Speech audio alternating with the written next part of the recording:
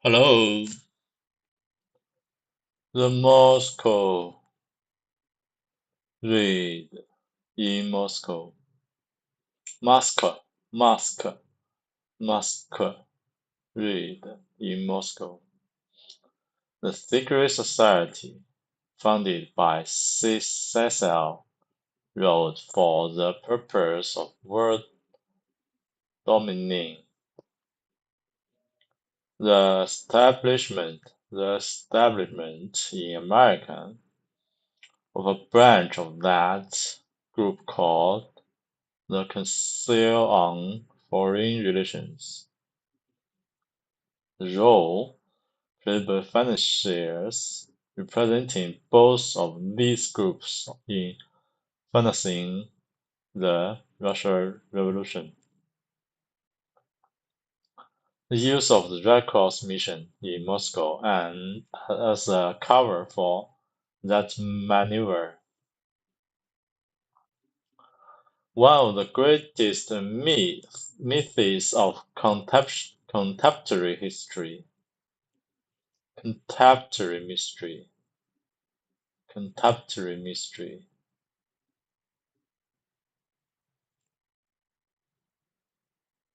Our contemporaries.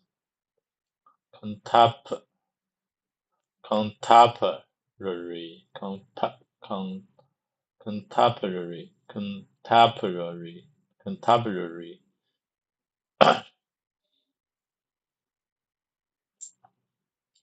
Is that Bolshevik revolution in Russia was a popular rising, uprising, uprising, uprising, uprising of the downtrodden masses against the hated ruling class of the the Tsar 沙皇 Tsar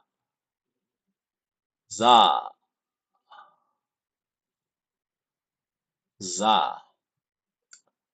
As we shall see, however, the leadership, and especially the financing came entirely from outside Russia, most mostly from financiers in Germany, Britain, and the United States. Furthermore, we shall see that the Rothschild formula played a major role in shaping these events. This amazing story begins with the war between Russia and Japan in 1904. George Bush Gift, who was the head of the New York investment firm of Cohn, Loeb and Company, had raised the capital for large war loans to Japan. It was due to this funding that the Japanese were able to launch a stunning attack against Russia's at Port Arthur and the following years, to virtually decimate, decimate, decimate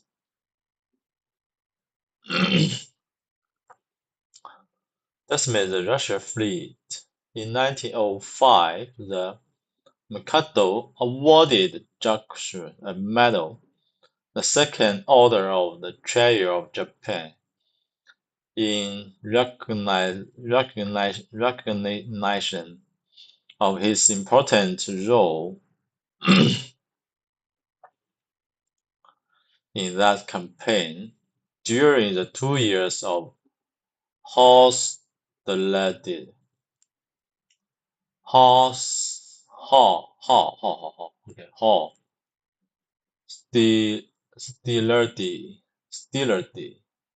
hostility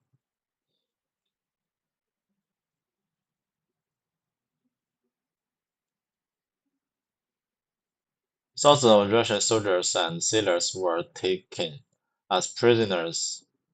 England paid for the printing of 1.5 tons of Marxist propaganda and had it delivered to the prison camp. He also sent scores of Russian-speaking revolutionaries.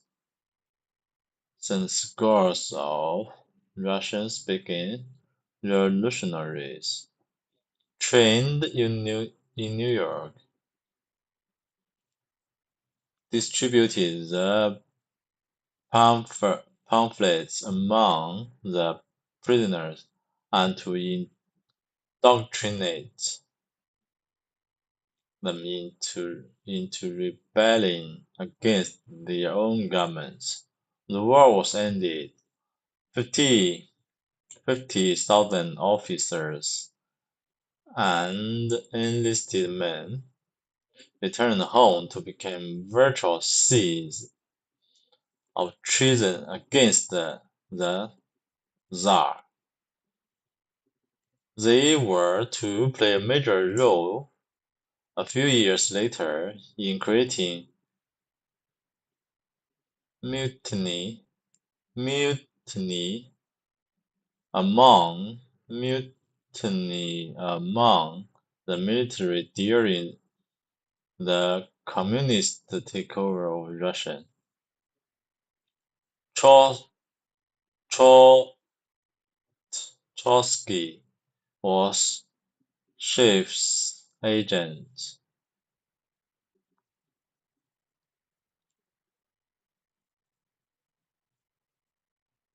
Trotsky.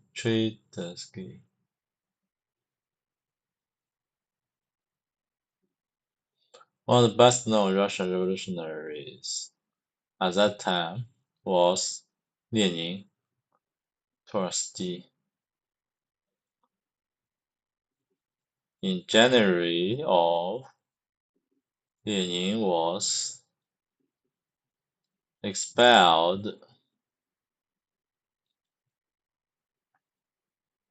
驱逐 expelled from France and came to the United States at the invitation of Schiff.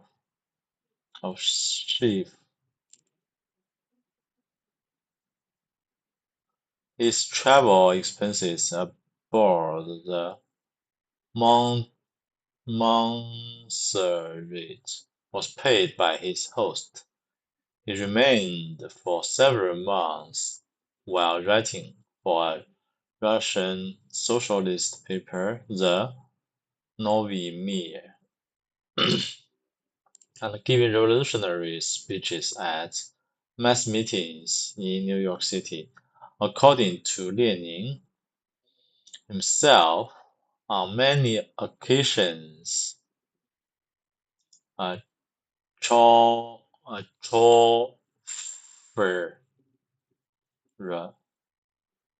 chauffeur chauffeur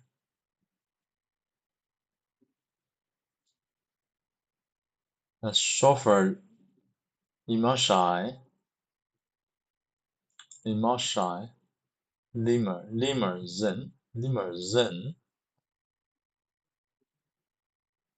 was placed at the service of his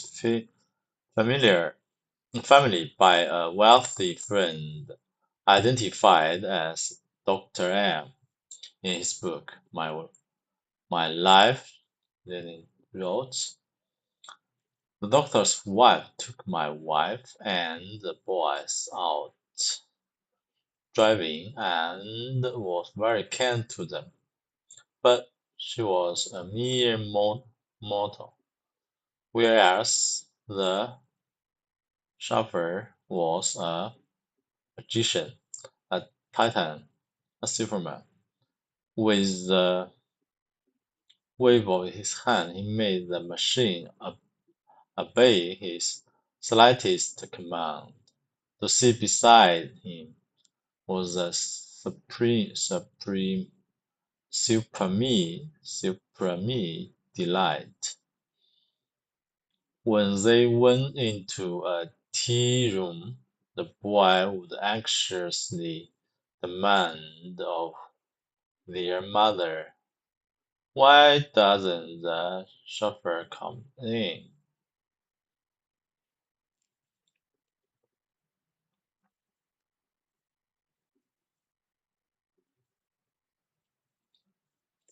帮我翻译成中文，注意细节。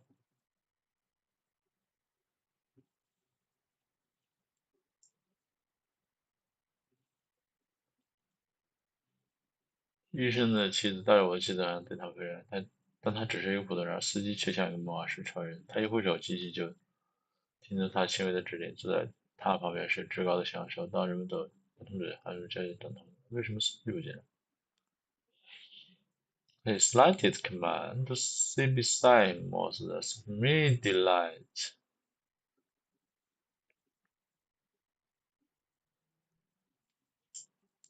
翻译细节。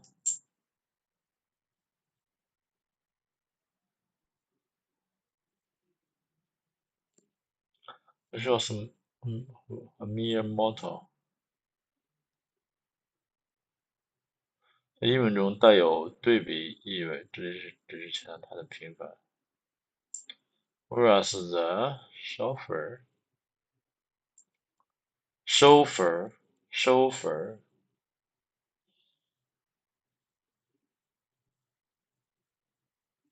was a magician, a titan superman, with a wave of his hand made the machine obey his slightest command. The seat beside him was a supreme, supreme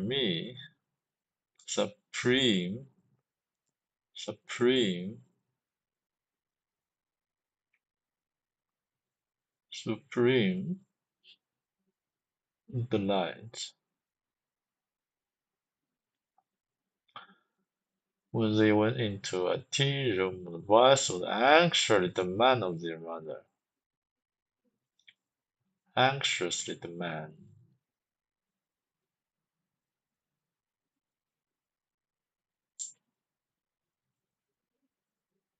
Why does the chauffeur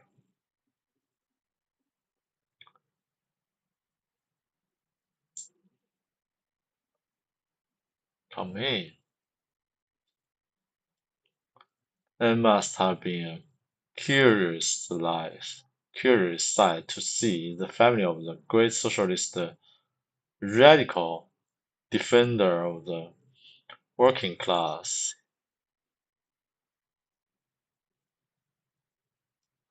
enemy of capitalism, enjoying the pleasurements of tea rooms and chauffeurs, the very symbols of capitalist luxury. In any event, it was known that almost all of his expenses in New York, including the mass rallies, were paid by JEKYLL Chief. On March, a mass meeting was held at Carnegie Hall to celebrate the abdication of Nicholas H., which meant the overthrow of Tsarist rule in Russia. Thousands of socialists, Marxists, nihilists, and anarchists attended to cheer the event. The following day, there was published on page 2 of New York Times a telegram from JEKYLL Chief, which had been read to this audience. He expressed regret that he couldn't attend, and then described the successful Russian Revolutionary as what we had hoped and striven for these long years.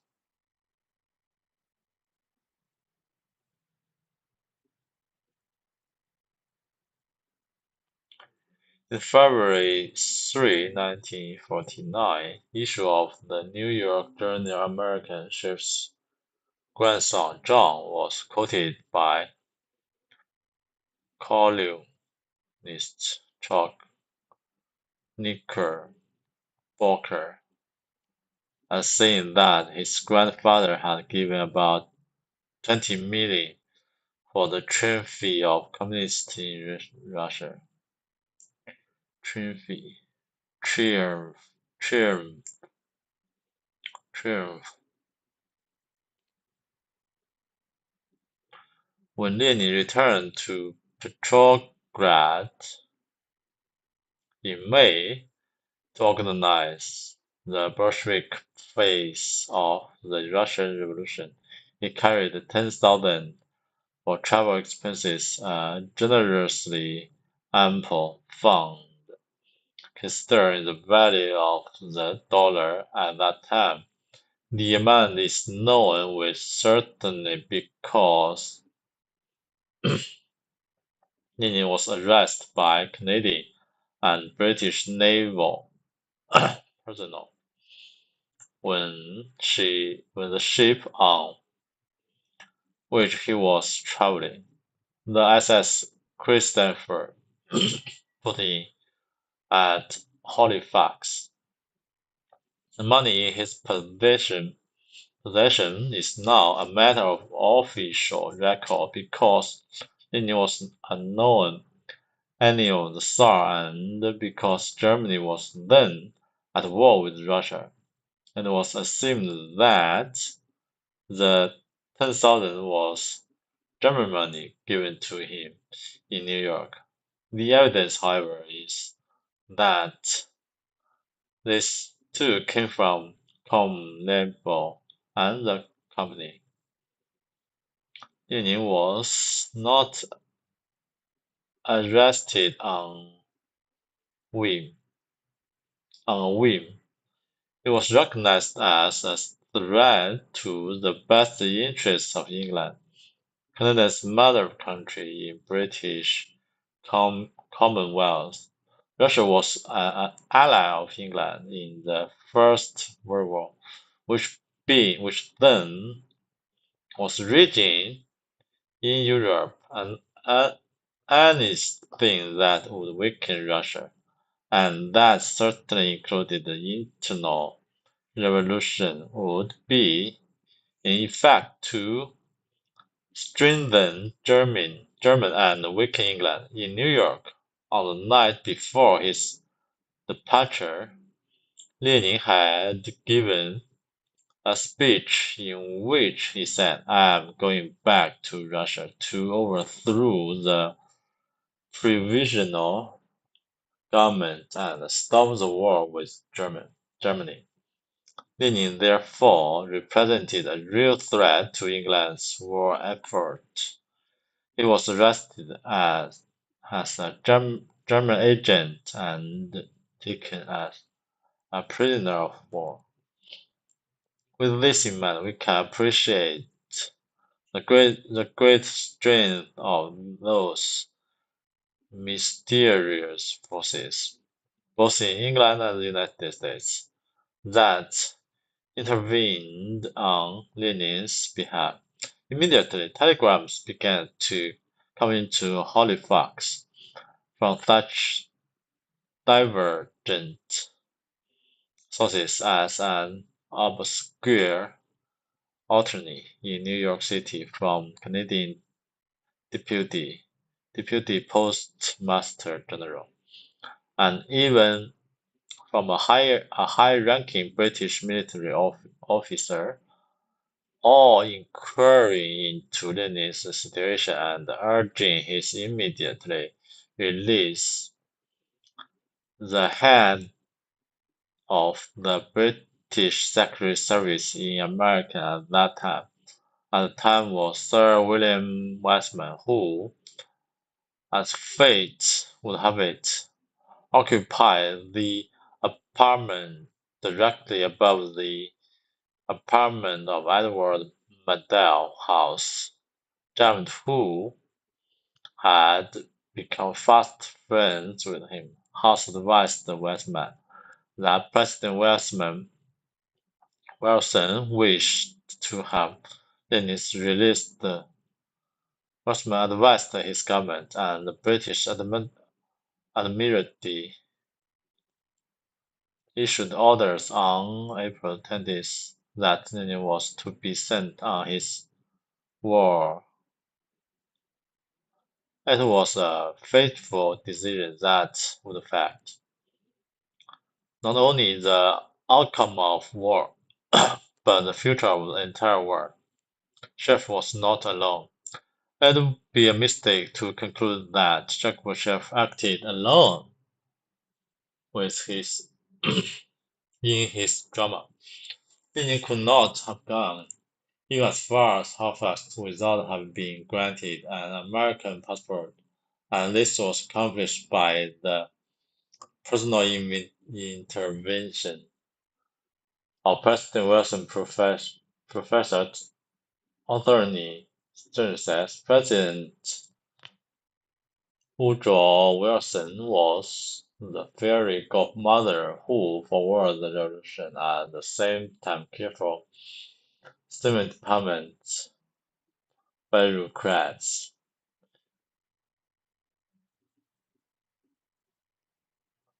bureaucrats concerned about such revolutionaries entering Russia were ultimately attempting to tighten up passport procedure.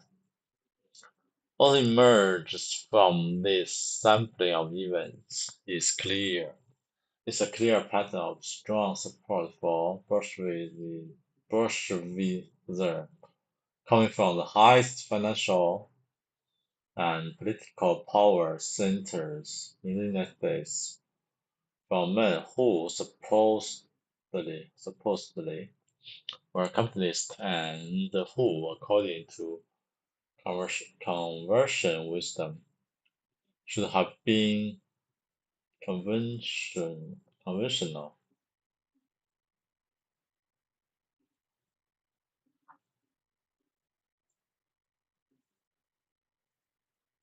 Conventional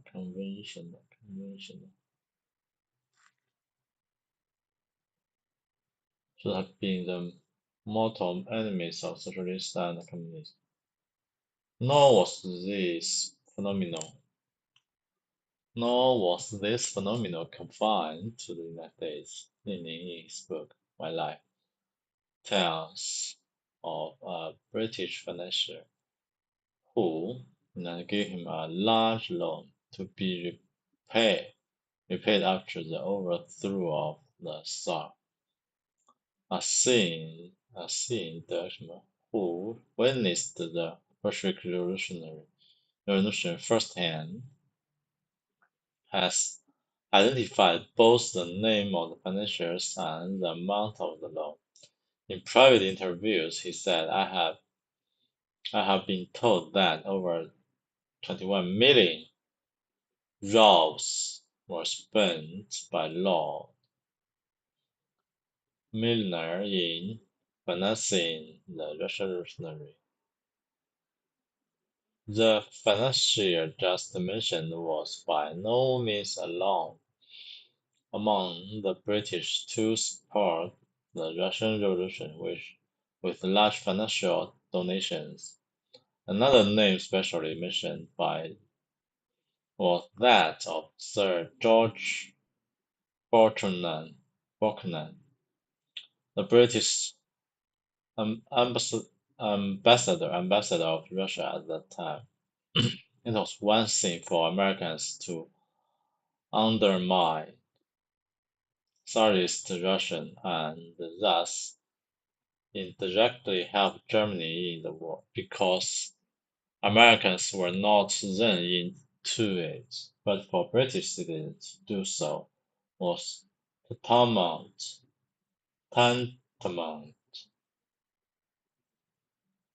Tantamount.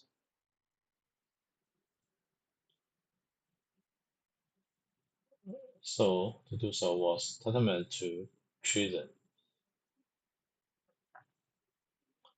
To understand what higher loyalty compelled these men to betray their battlefield ally and to sacrifice the blood of their own countrymen, we must take a look at the unique organization to which they belonged, the secret society.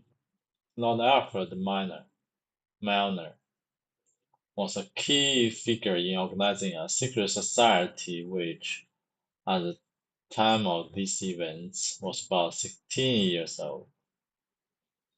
It was dedicated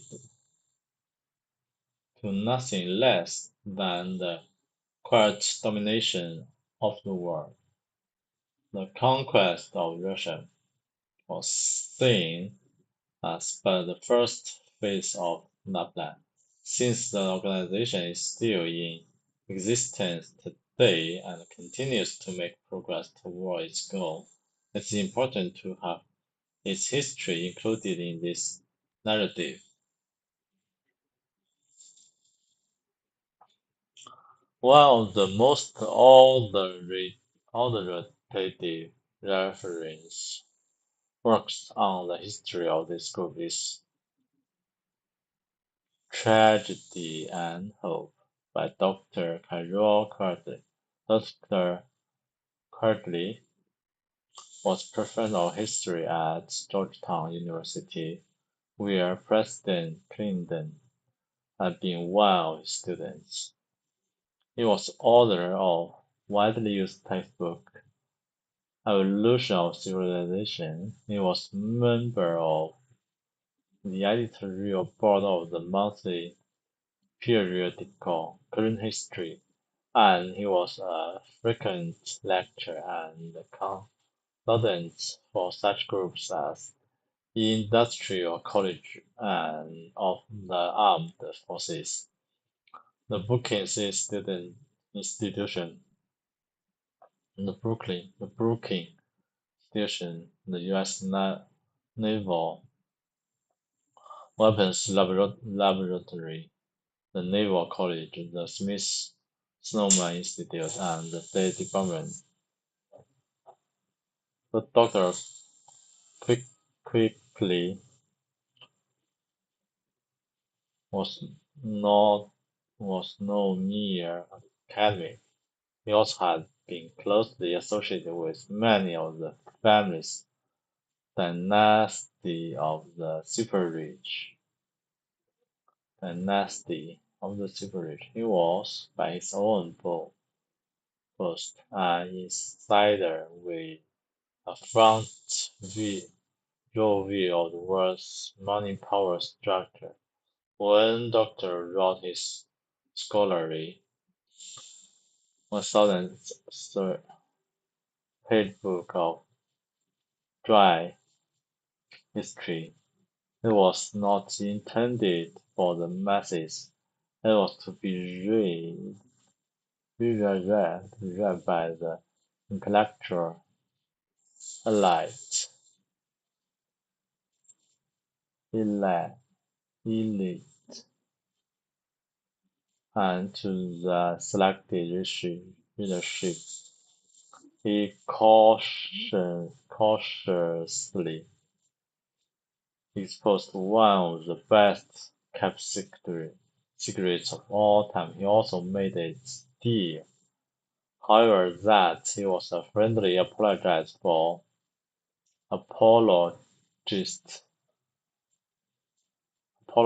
for his group and that he supported its goals and purposes.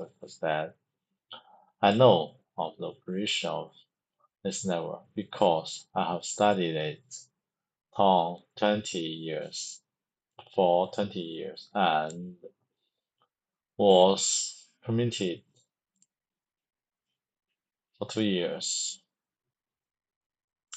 in the 1960s to examine its papers and secret records. I have no aversion to it or to most of its myths and have, for much of my life, been close to it and to many of its instruments. In general, my chief difference of opinion is that it is unknown. As mentioned, Kirk's book was intended for the elite, elite readership, composed of scholars and network insiders, but unexpectedly, I began to quote it in the journals of the John Birch Society, which Correct had perceived that his work provided a valuable insight to the inner working of the hidden power structure. That exposure triggered a large demand for the book by people who were opposite to the network and curious to see what an insider had to say about it. That was not according to the what happened next is best described by Carter himself in Personal. Up to $135 a read parts were reprinted in violation of copyright, but I could do nothing because I believed the publisher and he would not take action even when a pirate copy of a book appeared. Only when I hired a lawyer in 1974 did I get any answers to my questions. In another personal letter, commented further on the duplicity of this publisher. They lied to me for six years, telling me that they would they would reprint when they got 2,000 orders, which could never happen because they told anyone who asked that it was out of print and would not be reprinted. They denied this to me until I sent them actual copies of such replies in libraries, at which they told me it was a clerk's error. In other words, they lied to me but prevented me from regaining publications rights. I'm now quite sure that tragedy and hope was surprised.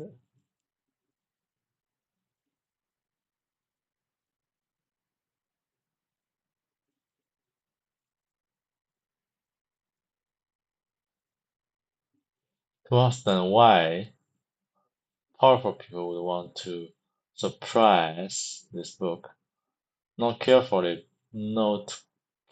what follows.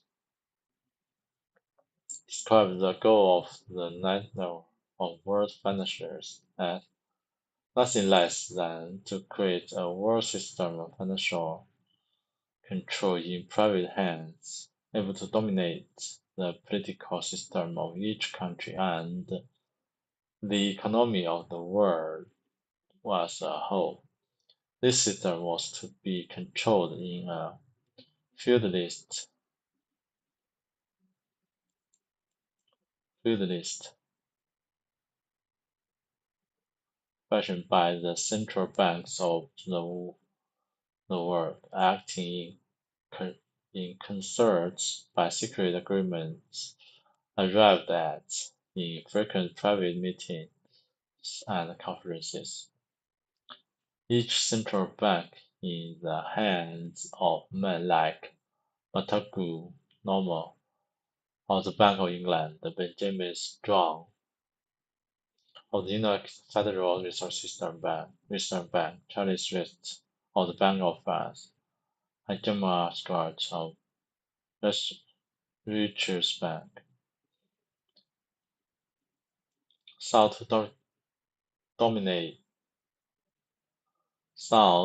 dominate government by its ability to control treasury loans, to manipulate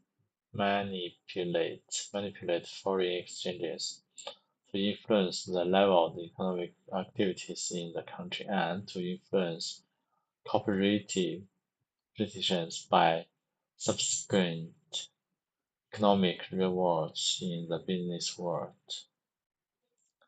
That is the information that powerful people do not want the common man to know. Notice that Courage refers to this group as a network. That is a precise choice of word, and it is important to an understanding of the forces of international finance.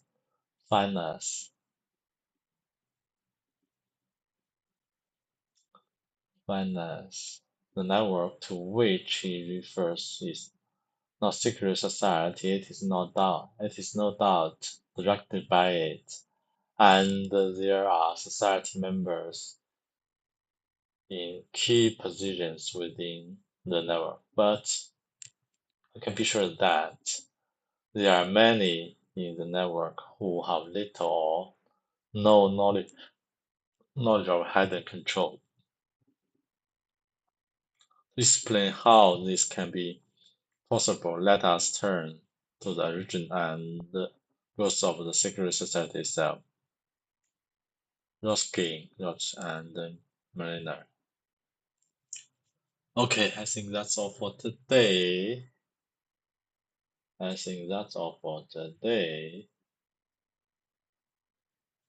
you. 这是小团体，这个小团体现在的名字就叫国际什么 World Economic Forum 世界经济论坛，对，世界经济论坛达沃斯邦世界经济论坛邦应该是这个。OK，278、270。Okay, I think that's all for today. Thank you. See you tomorrow. Bye bye.